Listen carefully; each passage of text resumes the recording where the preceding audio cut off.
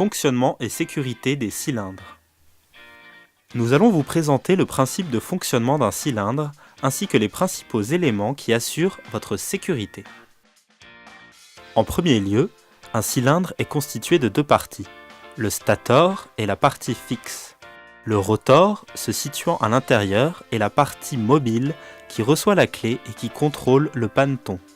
Ce dernier entraîne ensuite le mécanisme de la serrure en tournant. À l'intérieur du cylindre, un ensemble de pistons montés sur ressort empêche le rotor de tourner. Seule la bonne clé, grâce à sa forme, pourra aligner correctement les pistons et permettre la rotation et donc l'ouverture ou la fermeture. L'ouverture par crochetage consiste à aligner les pistons par différentes techniques. La sécurité d'un cylindre dépend donc essentiellement du nombre de pistons, de leur conception et de leur positionnement.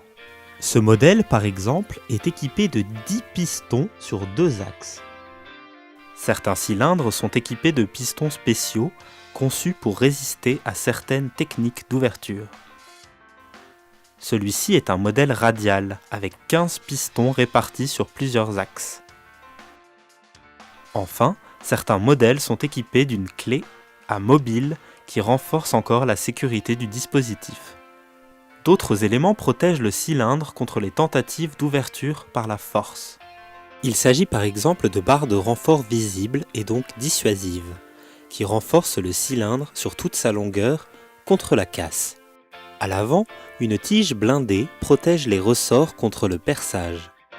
Enfin, le panneton peut être déporté contre l'enfoncement et évite ainsi le démontage sans clé.